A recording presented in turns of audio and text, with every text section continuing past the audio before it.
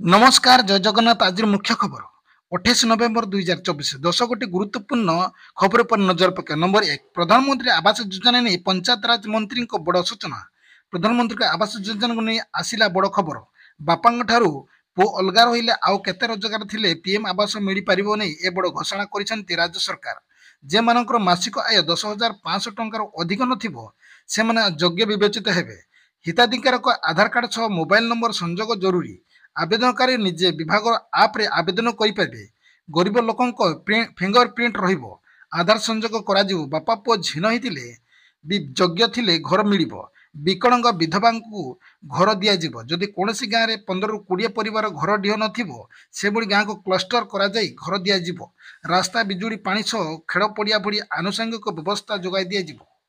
Number 2 बड़ घोषणा कले 8टी बैंक एफडी निवेश कले ग्राहक मान मिलूँ 9% पर्यंत सुध वर्तमान समय अर्थ समस्त निहाती जरूरी तेणु ग्राहक माने सर्वदा भल निवेश स्कीम सन्धान रही था तेबे वर्तमान समय मार्केट रे स्टॉक्स म्यूचुअल फंड जीवन बीमा recurring deposit post office scheme NSC PPF आदि विभिन्न प्रकार विकल्प रही हैं से बैंक रे स्थायी जमा एफडी ग्राहक एक बढ़िया ऑप्शन या मध्य किसी प्राइवेट बैंक पक्षर एफडी रे 9% पर्यंत सुध प्रदान कर वरिष्ठ नागरिक फायदा उठाई पारे।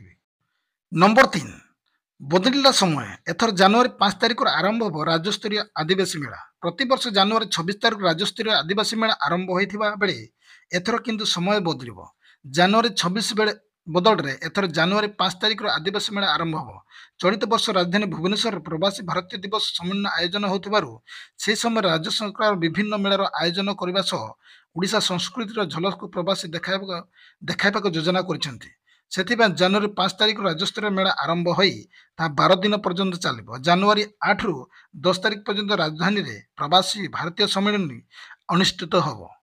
नंबर 4 पान कार्ड 2.0 हो कि पुराना कार्ड भारत सरकार पान कार्ड पर नूतन पान 2.0 योजना आनी क्यूआर कोड थी पान कार्ड मागणार अपग्रेड हो 1435 कोटी टंका व्यय रे ए योजना प्रस्तुत कर योजना केंद्र कैबिनेट को अनुमोदन मिली केंद्र मंत्री अश्विनी वैष्णव कहते भारत सरकार पान 2.0 प्रकल्प आरंभ करने जाऊँगी भारत पान सिस्टम एक उन्नत संस्करण हो जहाँ व्यवसाय तथा नागरिक केंद्रीय कार्य परिचालन को सहज करने अर्थात यह योजना आरंभ होगा पर आपंकर वर्तमान पान कार्ड बंद हो ना बरम यह अपग्रेड हो आयकर विभाग द्वारा जारी कर 10 अंक विशिष्ट आल्फा न्यूमेरिक आइडेंटिफायर स्थायी अकाउंट नंबर पान अपग्रेड होगा जाऊँगी से बैंक bazaar.com सीओ आदिल सेठी कहते। नंबर 5 2025 सुधा राज्य में लागू हो शिक्षानीति प्रणयन सरकार गठन कले टास्क फोर्स कमिटी राज्य में स्कूल स्तर में लागू हो एनईपी एने गृहर प्रतिक्रिया देते स्कूल और गणशिक्षा मंत्री नित्यानंद गंड गोटे पर गोटे काम सरकार हाथ को नहीं से 6टी सब कमिटी गठन हो सुपारिश कर समस्त मतामत नहीं एनईपी लागू करा गत दिन गुड़िक शिक्षक अभाव पूरण करने व्यवस्था आम करुचु शिक्षा क्षेत्र में जहाँ आवश्यक ता विभाग पूरण पर चेष्टा करुचु एसह वैकुंठ धाम को नहीं प्रतिक्रिया देते मंत्री ए समस्त जिनिस आम अनुधान करुचु से आवश्यक पड़े तदंत करा प्रकृत घटना कौन जाना पर आगामी दिन में एने उचित पदक्षेप नियाजिबो। नंबर 6 अनाथ पिला पोष्य संतान करेंगे ओडिशा विधायक अंतेवासी पिला स्वतंत्र जत्न ने मंत्रिमंडल और विधायक मंत्री एभली प्रतिक्रिया देते उपमुख्यमंत्री प्रभाती परिडा ओडिशा 147 विधायक अच्छा जड़े जड़े विधायक जदि 5 जन पिला पोष्य संतान भाव में ग्रहण करेंगे तेज 5 ରୁ ऊर्ध्व पिला भाग्य परिवर्तन हो बर्तमान मिशन और बस्चालय एवं पीएम केयर योजना अधीन समग्र राज्य में 225टी पंजीकृत शिशु जत्न अनुष्ठान में 8,683 ରୁ अधिक शिशु मान जत्न सुरक्षा और विकास तथा सहभागितार अधिकार गुड़िक जिला शिशु सुरक्षा यूनिट गुड़िक माध्यम निश्चित करा जाउछि। शिशु जत्न अनुष्ठान पिला विधायक और मंत्री माने पोषक जत्न नेबा निमंते ग्रहण करा दिगरे राज्य सरकार विचार करेंगे। नंबर 7 यही आप को डाउनलोड करने मात्र खाली हो जाए अकाउंट जानते डिटेल्स देश में साइबर ठकई मामला प्रतिदिन देखा मिलूँ बर्तमान ठकबार नुआ पंथा भी अवलंबन कर ठक गोष्ठी एभली एक मामला बर्तमान तमिलनाडु घटी एठार हैकर्स पीएम किसान योजना नाम ଏବଂ ନକଲି ଆପ୍ ଜରିଆରେ ଲୋକଙ୍କୁ ଠକୁଛନ୍ତି। ଏହି ଆପ୍ ଯେଉଁମାନେ ବି ନିଜ ଫୋନ୍ରେ ଇନଷ୍ଟଲ୍ କରିଛନ୍ତି ସେମାନଙ୍କ ଫୋନ୍ ଆପେ ଆପେ ହ୍ୟାକ୍ ହୋଇଯାଉଛି। ହ୍ୟାକର୍ସ ଏ ନିଜ ନକଲି ଆପ୍ ଜରିଆରେ ଆପଣଙ୍କ ଫୋନ୍ର ସମସ୍ତ ଆବଶ୍ୟକ ତଥ୍ୟ ଚୋରାଇ ନେଇ ଯାଇଥାନ୍ତି। ଆପ୍ ଡାଉନଲୋଡ୍ କରିବା ମାତ୍ରେ ହ୍ୟାକର୍ସ ଆପଣଙ୍କର ଫୋନ୍ର OTP ଏବଂ ଅନ୍ୟ ବ୍ୟାଙ୍କିଂ ମେସେଜ୍ ପର୍ଯ୍ୟନ୍ତ ପହଞ୍ଚି ଯାଇଥାନ୍ତି। ଏହାର ବ୍ୟତୀତ ଠକ ଆପଣଙ୍କ ଆଧାର ନମ୍ବର, ପାନ୍ କାର୍ଡ ନମ୍ବର ଏବଂ ଜନ୍ମତିଥି ଭଳି ସୂଚନା ମାନ ଚୋରାଇ ନିଅନ୍ତି। ଏ ସମସ୍ତ ସୂଚନା ପ୍ରାପ୍ତ ହେବା ପରେ ହ୍ୟାକର୍ସ ଆପଣଙ୍କ ଫୋନ୍କୁ UPI ପେମେଣ୍ଟ ପାଇଁ ରେଜିଷ୍ଟର କରିନିଅନ୍ତି ଏବଂ ଆପଣଙ୍କର ବ୍ୟାଙ୍କ ଆକାଉଣ୍ଟକୁ ଟଙ୍କା ବାହାର କରିନିଅନ୍ତି। ନମ୍ବର 8 ଆଜି ବାତ୍ୟା ରୂପ ନେବ ପେଙ୍ଗଲ। ବଙ୍ଗୋପସାଗରରେ ଆଜି ସୃଷ୍ଟି ହେବ ବାତ୍ୟା ପୋଙ୍ଗଲ।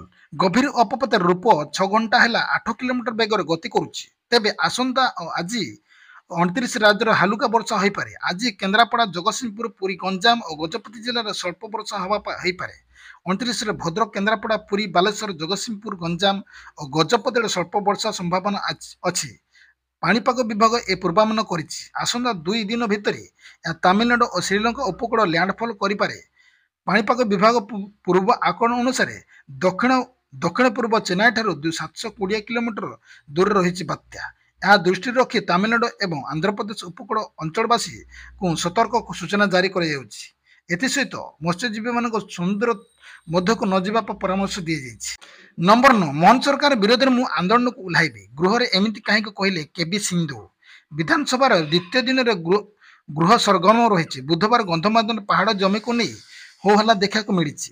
ଏ ପ୍ରସଙ୍ଗକୁ ନେଇ ଭାଜପା ସରକାରଙ୍କ ବିଜେଡି ନେତା ପ୍ରସନ୍ନ ଆଚାର୍ଯ୍ୟ ଟାର୍ଗେଟ କରିଛନ୍ତି। ସେ କହିଛନ୍ତି ପୂର୍ବ ସରକାର ସମୟରେ ଗନ୍ଧମାର୍ଦ୍ଦନରୁ ବକ୍ସାଇଟ୍ ଖନନ ପାଇଁ ଅନୁମତି ଦିଆଯାଇଥିଲା।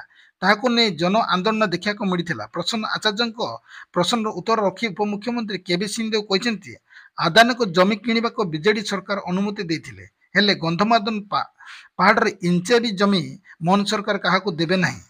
ଯଦି ମୋହନ ସରକାର ସେ କାମ କରନ୍ତି ତେବେ ମୁଁ ନିଜେ ଆନ୍ଦୋଳନରେ ସାମିଲ ହେବି ବୋଲି ସେ କେବି ସିଂହଦେଓ କହିଛନ୍ତି। ନମ୍ବର 10 ମାର୍ଚ୍ଚ ମାସ ସୁଦ୍ଧା 21 ବର୍ଷ ହେଲେ ଝିଅମାନଙ୍କୁ ମିଳିବ ସୁଭଦ୍ରା ଟଙ୍କା। ଯେଉଁମାନେ ସୁଭଦ୍ରା ଟଙ୍କା ଏପର୍ଯ୍ୟନ୍ତ ପାଇନାହାନ୍ତି ସେମାନଙ୍କ ପାଇଁ ଖୁସି ଖବର ନେଇ ଆସିଛନ୍ତି ଉପମୁଖ୍ୟମନ୍ତ୍ରୀ ପ୍ରଭାତୀ ପରିଡ଼ା। ମାର୍ଚ୍ଚ ବେଳକୁ ଯୁବତୀ ଯଦି 20 ବର୍ଷରୁ 21 ବର୍ଷ ବୟସ ପାଦ ଦେଇଥିବେ ତାହେଲେ ସେ ବି ଆବେଦନ କଲେ ଟଙ୍କା ପାଇଯିବେ ବୋଲି କହିଛନ୍ତି। ପ୍ରଥମ କିସ୍ତିରେ ଶେଷ ଦିନ ହେବ ମାର୍ଚ୍ଚ 7। ମାର୍ଚ୍ଚ 8ରେ ଦ୍ୱିତୀୟ କିସ୍ତି ଦିଆହେବ। ବ୍ୟସ୍ତ ନ ହେବା ପାଇଁ କହିଛନ୍ତି ଉପମୁଖ୍ୟମନ୍ତ୍ରୀ। ଏବେ ରେଜିଷ୍ଟ୍ରେସନ କଲେ ବି ଫେବୃଆରୀରେ ପାଇବେ। 1,04,00,000 ହିତାଧିକାରୀ ରେଜିଷ୍ଟ୍ରେସନ କରିଥିଲେ। ଏବେ ସୁଦ୍ଧା 80,46,000 ମହିଳାଙ୍କୁ ଟଙ୍କା ମିଳିସାରିଛି। ବାକି ଆବେଦନକାରୀଙ୍କ ଫିଜିକାଲ ଭେରିଫିକେସନ ପାଇଁ ବ୍ଲକ ସ୍ତରରେ କୁହାଯାଇଛି। ଅଯୋଗ୍ୟ ହୋଇଯାଇଥିବା 2,67,000 ଅଯୋଗ୍ୟ ଆବେଦନକାରୀଙ୍କ ପ୍ରାୟ ଜିଲ୍ଲାର ବିଭାଗ ଅଧିକାରୀଙ୍କ ରିଭ୍ୟୁ କରି 22% ଅସୁବିଧା ଦୂର କରିପାରିଛନ୍ତି। ବାସ୍ ଆଜି ପାଇଁ ଖବର ରଖିବା, ପୁଣି ନେଇ ଆସିବି ନେକ୍ସଟ ଅପ୍ ଟୁ ଡେଟ୍। ସେ ପର୍ଯ୍ୟନ୍ତ ବିଦାୟ ନେଉଛି। ନମସ୍କାର, ଜୟ ଜଗନ୍ନାଥ।